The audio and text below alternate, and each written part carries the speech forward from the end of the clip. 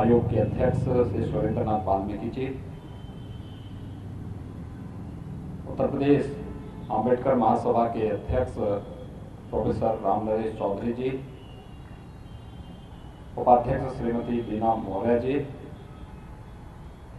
महामंत्री श्री अमरनाथ प्रजापति जी,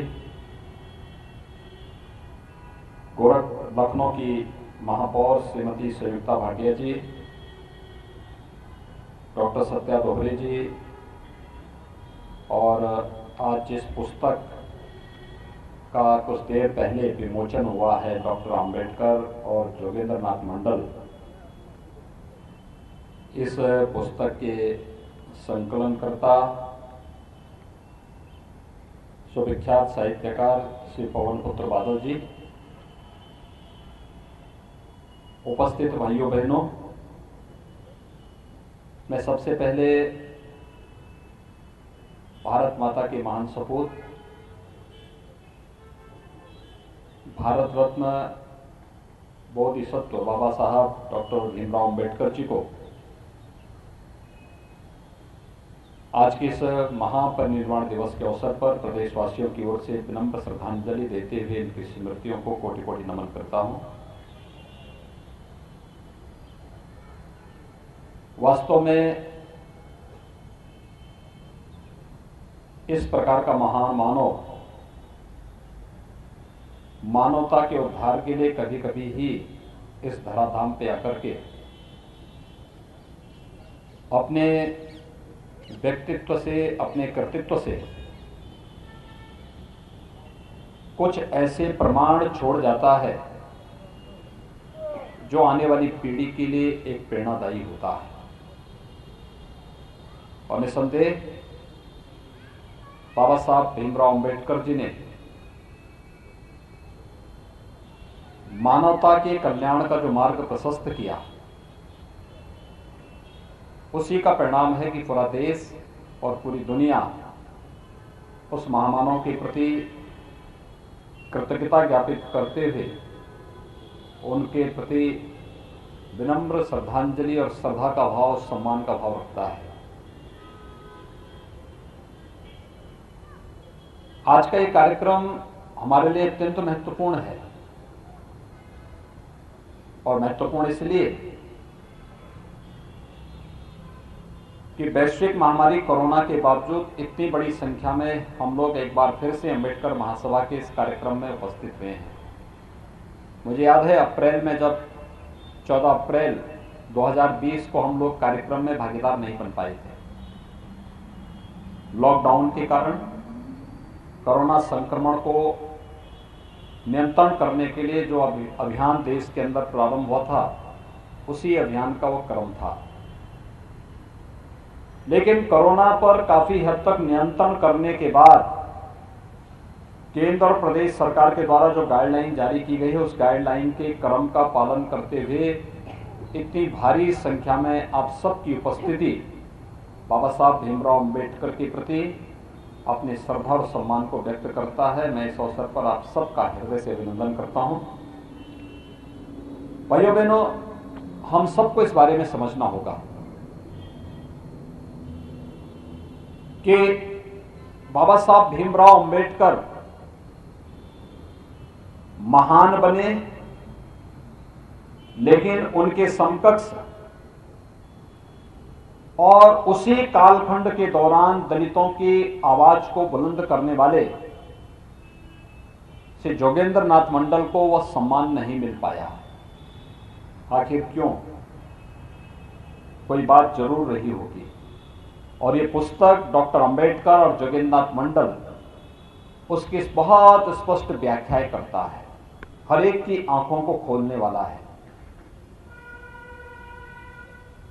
बाबा साहब भीमराव अंबेडकर ने बचपन से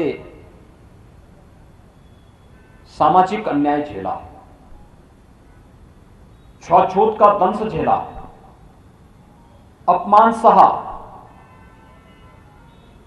जब उन्हें अपनी उच्च पढ़ाई करने के बाद, उच्च शिक्षा अर्जित करने के बाद वे वापस भारत आए और उन्होंने फिर से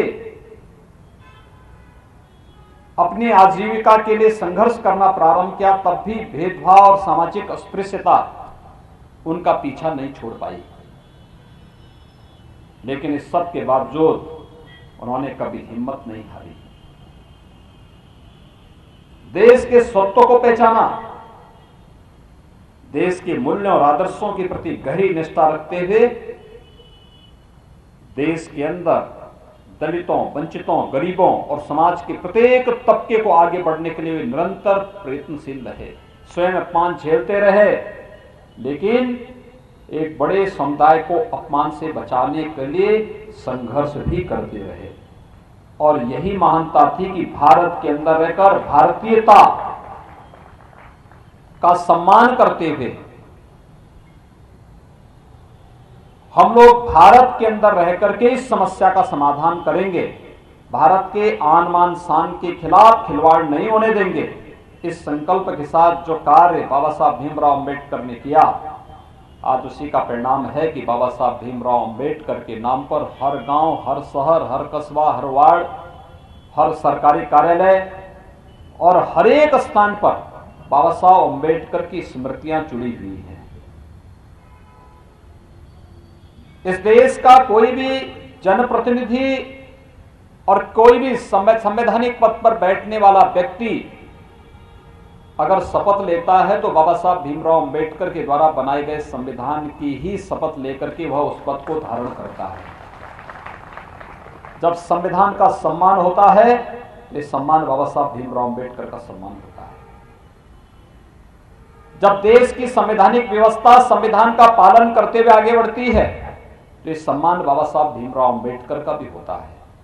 और जब बाबा साहब भीमराव अंबेडकर का सम्मान होता है, तो इस देश के गरीबों का, इस देश के दलितों का, इस देश के वंचितों का, इस देश के जनजातियों का, इस देश की महिलाओं का, सबका सम्मान का मार्ग आगे बढ़ता हुआ दिखाई देता है। लेकिन याद रखना, बाबा साहब भीमराव अंबेडकर ने इस देश के मूल सत्व को पहचाना था और उन्होंने बहुत स्पष्ट किया था कि भारत के अंदर ही रह करके हमें अपनी समस्या का समाधान ढूंढना है। इससे इतर ढूंढने का, इससे इतर जाने का मतलब वह आत्महत्या सदृश होगा। और जो बात बाबा साहब भीमराव अंबेडकर ने कही थी, आखिर वही बात सच साबित हुई। ये जानते हैं, जोगेंद्रनाथ मंडल और बाबा साहब भीमराव अंबेडकर, ये दो महापुरुष थे दलितों की आवाज आजादी के पूर्व। और जब कांग्रेस ने बाबा साहब भीमराव अंबेडकर को देश के नेशनल असेंबली में जाने से रोका था, तब बाबा साहब भीमराव अंबेडकर के लिए सीट छोड़ी थी श्री जोगेंद्रनाथ मंडल ने। और उनके कारण बाबा साहब भीमराव अंबेडकर नेशनल असेंबली के लिए चुने गए थे, जो बाद में संविधान सभा का गठन जिसके माध्यम से हुआ था। लेकिन बाबा साहब भीमराव अंबेडकर जिन्ना के षड्यंत्र को समझते थे।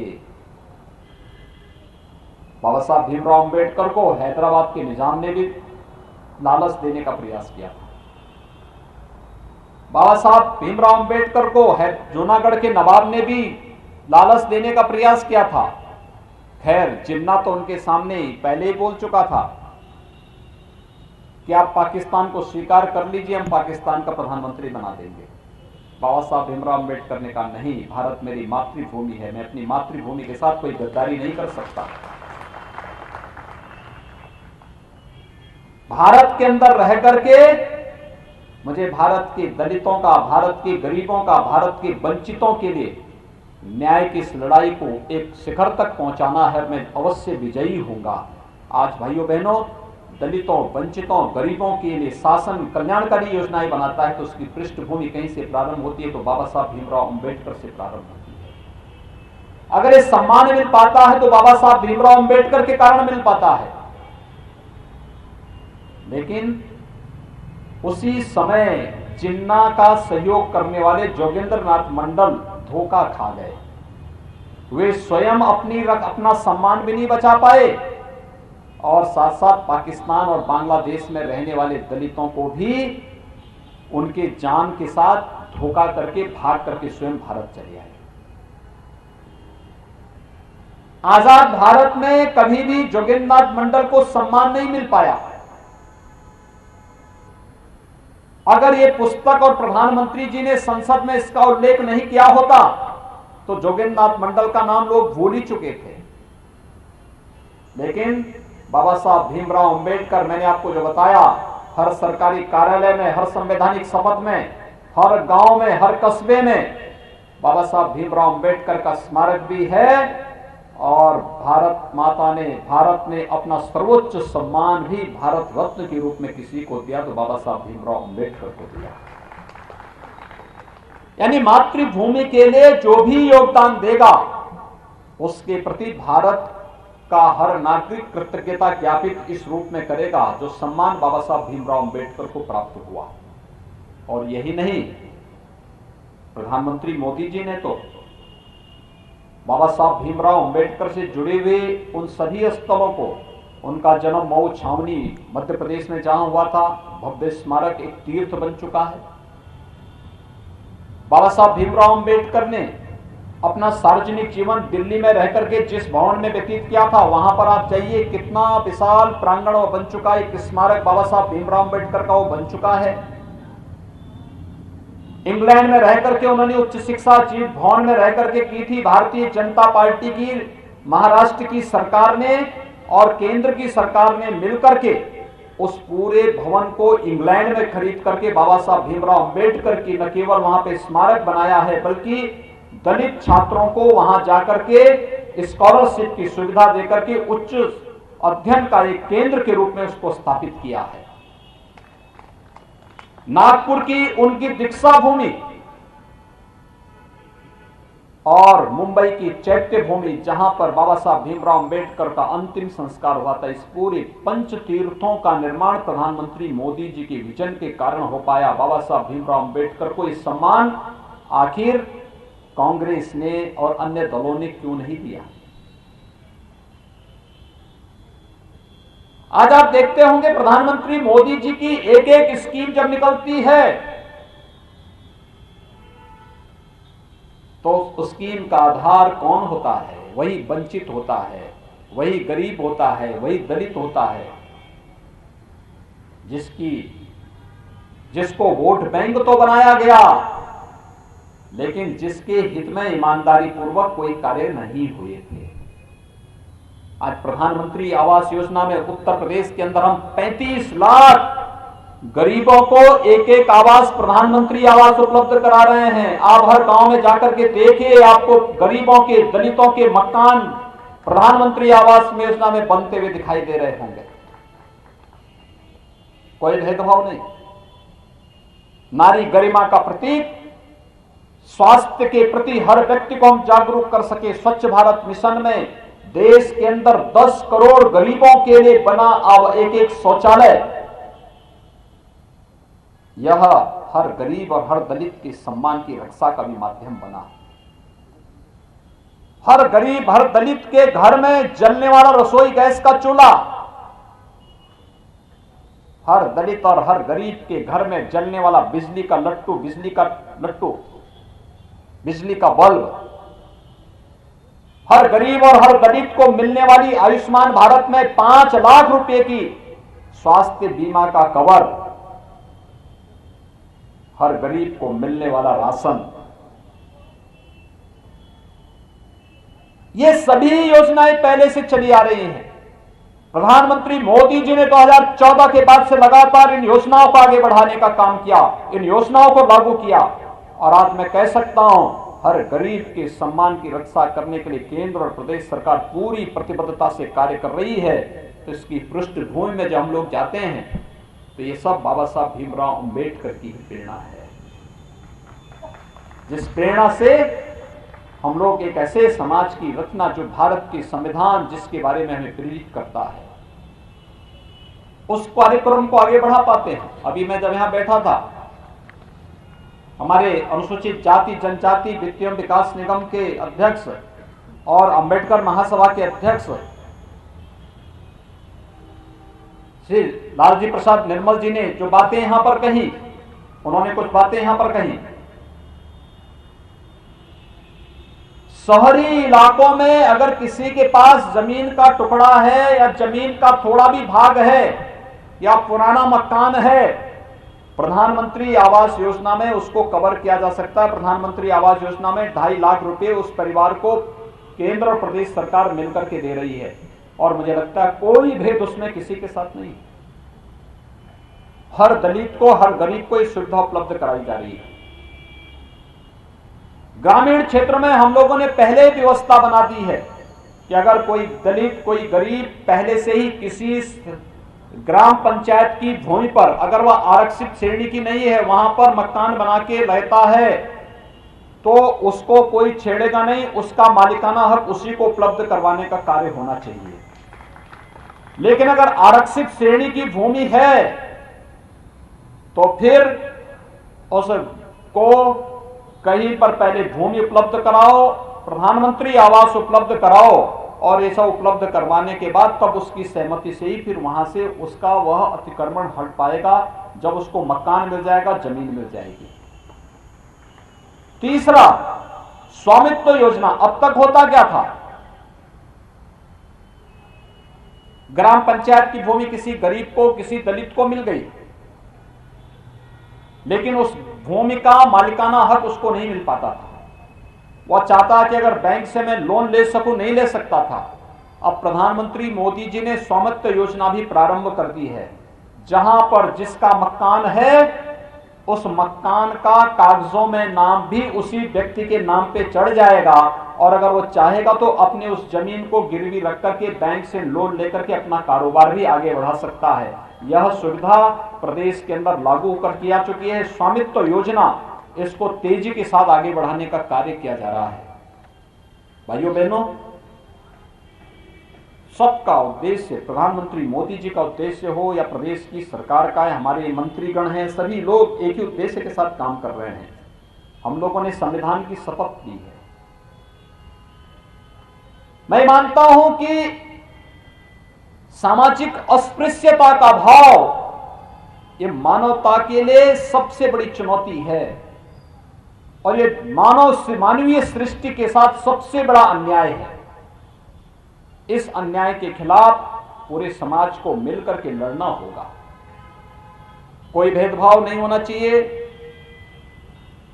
किसी भी प्रकार का छुआछूत और अस्पृश्यता के लिए कोई जगह किसी भी सभ्य समाज में नहीं होनी चाहिए।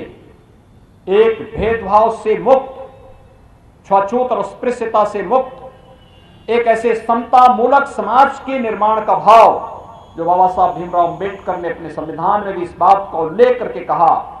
उनके संविधान की 4 बातें बहुत महत्वपूर्ण है। बंधुता है, समानता है, न्याय है और स्वतंत्रता है। इन 4 मानवीय मूल्यों पर आधारित भारत का संविधान बाबा साहब भीमराव अंबेडकर की यश और कीर्ति को दिग दिगंत तक निरंतर आगे बढ़ाने का कार्य कर रहा है। और हम सबको भी इस बारे में ध्यान रखना होगा कि हमें बंधुता के भाव का प्रचार प्रसार करना होगा। हमें एक समता मूलक समाज के निर्माण की भावना को आगे बढ़ाना होगा। न्याय सबके लिए हो, सर्वसुलभ हो, इस लक्ष्य को प्राप्त करने के लिए निरंतर आगे बढ़ना होगा। और किसी की भी स्वाधीनता को जबरन कैद करके नहीं रखा जा सकता है। इस भाव को लेकर के भी हमें आगे बढ़ना होगा, और यही तो भारत के संविधान का मूल भाव है। इसी भाव को लेकर के बाबा साहब भीमराव अंबेडकर ने इस देश को संविधान दिया था। और भाइयों बहनों, जब हम उनके 65वें महापरिनिर्वाण दिवस पे आज उनके प्रति विनम्र श्रद्धांजलि अर्पित कर रहे हैं, मैं आप सबका आह्वान करूंगा कि हम सभी लोग मिलकर के बाबा साहब भीमराव अंबेडकर के इस संविधान से प्रेरणा प्राप्त करें। बाबा साहब भीमराव अंबेडकर ने देश की आजादी के पहले और आजादी के बाद देश की जनता को, खासतौर पर दलितों को और गरीबों को सावधान करने के लिए जिन मुद्दों के प्रति सावधान किया था, चाहे वो निजाम की लालच के मुद्दे रहे हों, चाहे वह जूनागढ़ के नवाब या जिन्ना के लालच का जवाब उन्होंने जिन शब्दों में किया था, हमें उसे हमेशा याद रखना पड़ेगा। और उनके प्रति सचेत रहते हुए प्रत्येक नागरिक को भी सचेत करना पड़ेगा। ये धोखा है, पाकिस्तान में सुरक्षा नहीं दे पा रहे हैं और यहाँ पर आकर के हमें लालची यानी लालच देने का कुत्सित प्रयास जो किया जा रहा है, इन सब से हम सावधान बने रहेंगे तो मुझे लगता है जो कुत्सित मंशाएं बांटने की हो रही हैं, उन लोगों के मंसूबे सफल नहीं हो पाएंगे और बाबा साहब भीमराव अंबेडकर के द्वारा दे गए संविधान के अनुरूप भारत, एक भारत श्रेष्ठ भारत की प्रधानमंत्री मोदी जी की परिकल्पना को साकार करने में सफल होगा। आज हम सबको इसी संकल्प के साथ आगे बढ़ना पड़ेगा। मैं श्रीधर परांकर के द्वारा लिखी गई पुस्तक और उसके संकलन के लिए पवन पुत्र बादल जी को और उनकी पूरी टीम को, डॉक्टर अंबेडकर और जोगेंद्रनाथ मंडल की इस पुस्तक को जन जन के लिए उपयोगी बनाने के लिए, उसके संकलन के लिए हृदय से धन्यवाद देता हूं, हृदय से बधाई देता हूं और विश्वास व्यक्त करता हूं कि प्रत्येक प्रबुद्ध जन को इस पुस्तक को देखना चाहिए, पढ़ना चाहिए, इसका अवलोकन करना चाहिए और फिर इस पुस्तक से प्रेरणा प्राप्त करनी चाहिए। बाबा साहब भीमराव अंबेडकर का यही प्रेरणादायी संदेश आज के दिन पर हम सब के लिए प्रासंगिक होगा। आप सबको मैं एक बार फिर से आज के इस दिवस के अवसर पर बाबा साहब भीमराव अंबेडकर को विनम्र श्रद्धांजलि अर्पित करते हुए आप सभी बाबा साहब भीमराव अंबेडकर के उन उच्च आदर्शों का अनुसरण कर सकें, इस विश्वास के साथ आप सबके प्रति मैं हृदय से साधुवाद देते हुए वाणी को विराम देता हूं। धन्यवाद। जय हिंद।